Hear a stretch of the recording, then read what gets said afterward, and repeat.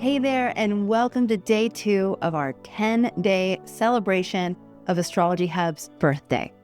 Today, we're celebrating a chapter that completely transformed Astrology Hub and connected us in ways I never could have imagined. 2 years after Astrology Hub was born, we launched a little audio-only podcast from my living room in Hawaii. It started as a way to bring astrology down to earth, to translate the movements of the planets into something people could feel in their daily lives. I wasn't sure if anyone would tune in, but week after week, more of you started listening and then sharing. And before long, it became clear. This wasn't just a show, it was a portal to deeper understanding, spiritual growth, and the wisdom of astrologers from all over the world. Fast forward to today, over 13 million downloads, nearly 80,000 YouTube subscribers, and a constellation of hundreds of astrologers who've shared their brilliance with our global community. What we've created together is more than a podcast. It's a living, breathing library of cosmic wisdom. And today, we're celebrating some of the moments that left us speechless, the mic drop moments, the truths that landed in our hearts and lit us up. Whether you're new here or you've been listening from the start, this one's for you. The sun sign will tell you the time of year. The moon sign will tell you the time of month. And the rising sign will always tell you the time of day that you were born. And that's why they're called the big three. And so if people don't know their birth time, is there a way to sort of retroactively find that rising sign if they don't know the birth time? There is a process called chart rectification, where an astrologer will sit down with you and work out the major life events in your life and then begin to sort of like figure out, as a timing thing, what that rising sign might be. Another way of doing it was a practice that Evangeline Adams used. And it actually gets back to the practice of physiognomy, which is face reading, which is what is associated with the rising sign. But she often would see clients who really did have no idea at all of what time of day that they were born. And so she would then look at the face, the shape of the face. Was it a square jaw? Was it, a prominent forehead? Was it a longish face? Were there sort of vaguely feline features? And she would determine a rising sign based on that. And then in some of the transcripts that we have of hers, she would ask questions about certain events in the person's life or whatever, and the person might answer yes or no. It was kind of like 50, halfway successful, halfway not. But she also would use that to determine the rising sign. What that gives us historically is the practice, is what astrologers were doing when they did not have the birth time. And so that was one of the ways that they would determine the rising sign based on the facial features that they observed, and then the overall demeanor. So the rising sign was not only the facial features, but it was also the overall demeanor, the way that the client might sit or communicate. Were they animated? Were they more stiff? These sorts of things.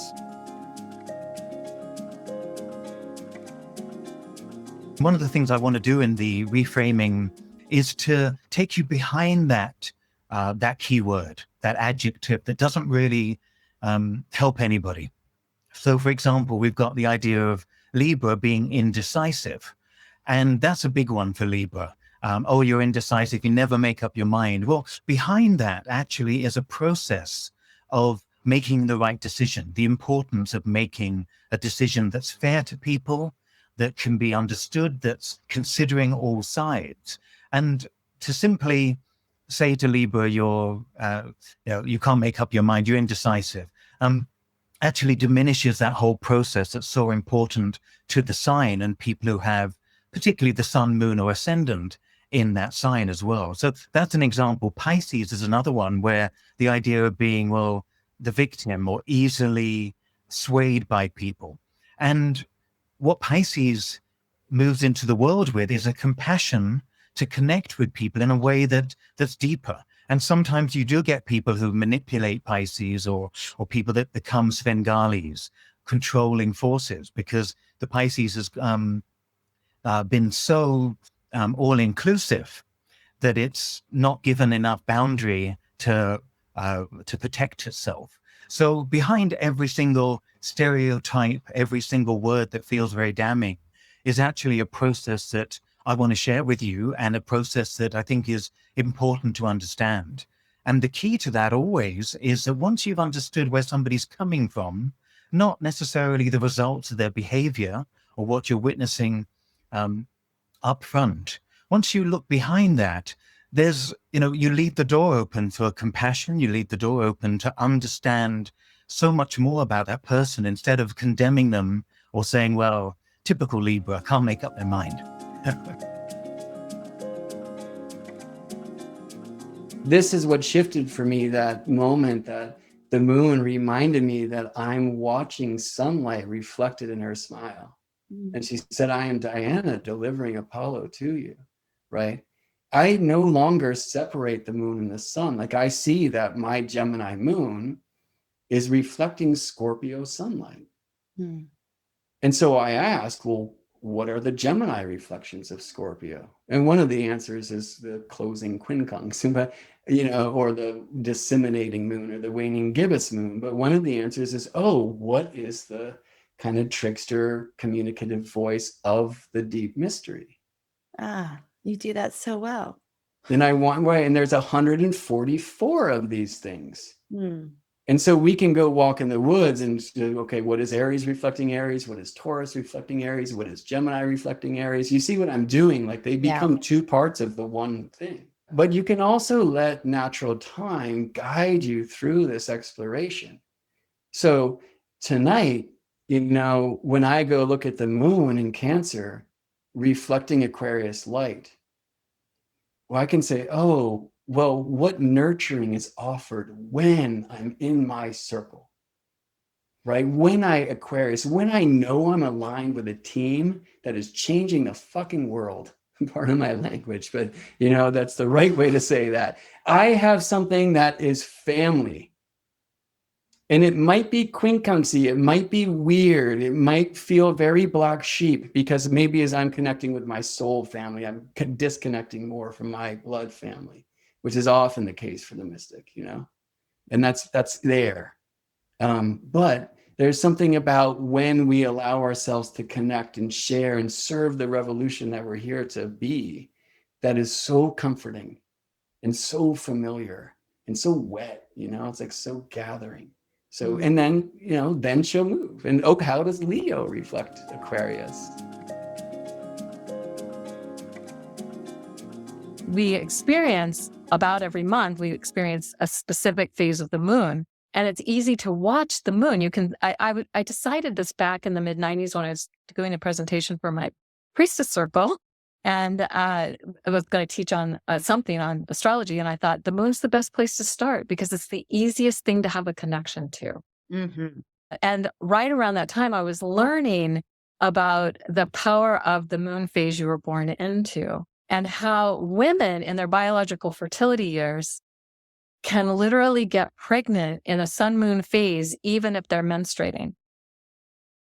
I've known women who said, there's no way I possibly, and I went and looked at when I first got pregnant. I didn't think I should have gotten pregnant, because it happened like 2 or 3 days before I was supposed to start my menstrual cycle. And I went back and looked at the date, and sure enough, I was in my sun moon phase. That really took me on a deep dive, because that's my second book, How to Co-Create Using the Secret Language of the Universe, which I feel to be the nodal axis.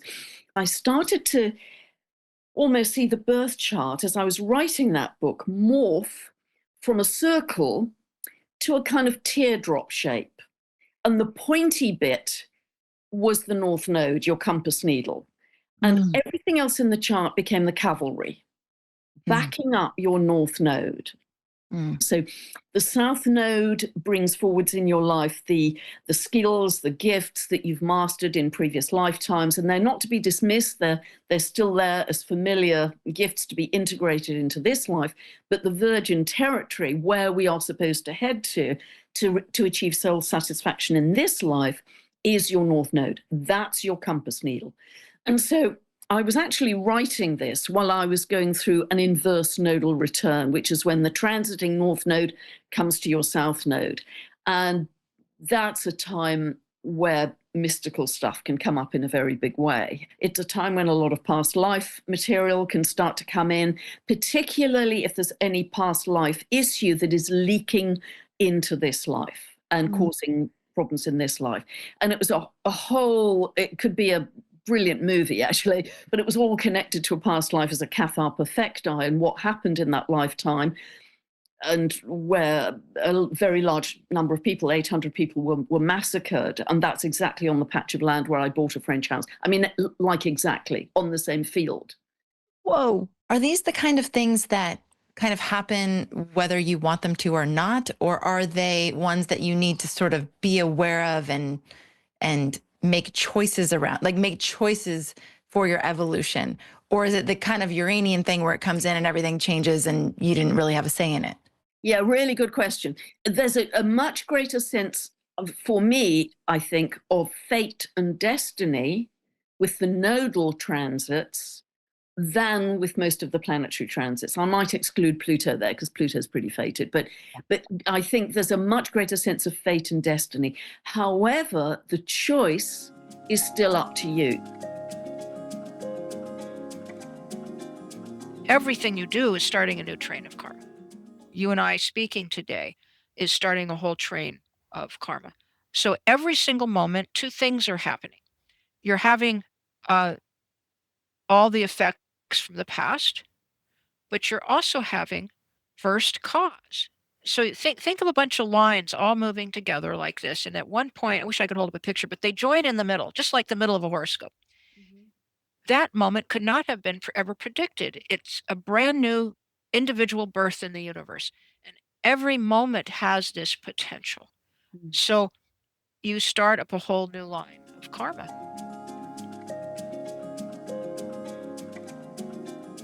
When I was writing business astrology and I was teaching, this is a long time ago, I wrote that book, I started noticing that because Saturn is the planet that rules Capricorn, and in the natural zodiac, Capricorn is the 10th house, which is career. And Saturn is about serious things and has a lot to do, like the mountain goat that wants, will climb to the top of the mountain, even though it's freezing and there's no food and there's lots of mud, you're still climbing. So Saturn in a lot of ways represents our responsibility. It is the natural ruler of the career house. And what I've found is that every time transit Jupiter, which takes, Saturn's 29 and a half years to come back to the same spot. But Jupiter, every 12 years, it's coming around. So about every 12 years, when transit Jupiter is transiting over your natal Saturn, that usually is an indicator that right at that point in time, there's going to be some sort of beginning for your work. And it may not be that you leave what you do. It may be you're put into a different position or there's more responsibility. That's one way to look at it, is to see every 12 years when Jupiter comes back to that. But the other way to look at it, there's two different ways, is to look at your natal chart and see what the relationship is between where your natal Saturn was when you were born and where your natal Jupiter was when you were born. Because where that Jupiter is placed in this template that I'm going to show you kind of indicates the way you'd like to work. That's a better place for a person to be working in, because some people are very good at working, but maybe it's not a good fit. And I think that this really helps you figure out what's a better fit in terms of the style of how you work in terms of your career, even though the changes keep happening.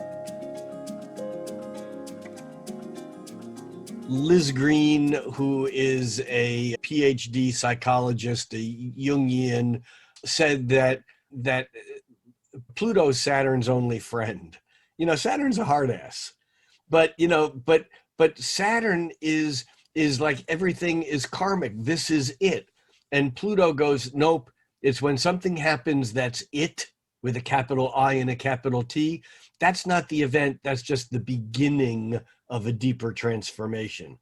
In fact, Saturn, which is the Grim Reaper, Father Time, Saturn is related to death in a way because it's finality.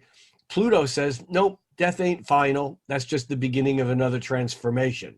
So with Pluto, life-changing plutonic events, we find ourselves pushed into the shadows, into the unconscious, into journeys that are, they can be a year, 5 years, a decade. They can be tremendous, they can be lifelong, but they're not necessarily where we thought we were going.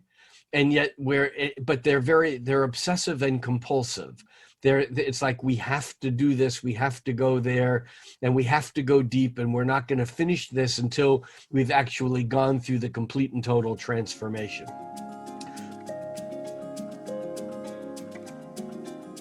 Everything Saturn brings gives you opportunity to master that or this or that phenomenon or experience. Okay, what else happens when we enter the time and space? All of a sudden there is direction. The reality becomes linear. There is A to B. Is there A to B in infinity? It doesn't exist. Is there a direction in infinity? It doesn't exist. All of a sudden here, we start having directions. There is north, there is south, there is east, there is west. And all of a sudden we have a cross of directions. And what is the cross? Is a very, very well used symbol, right? And what does that symbol contain in itself is the realm of matter, right? What else happens? We said mortality, time, separation, aloneness, all of that, structures, bones, contractions. What else happens? Another symbol for Saturn is like a deep, mystical, ancient, esoteric symbol, is a cube. So to understand it literally, we can say we come from the infinite space, we pass the gate of Saturn, and all of a sudden we are in the square room. We're inside the cube. Like I'm seeing now the cube on the top of this Zoom thing, I'm sitting there in the cube.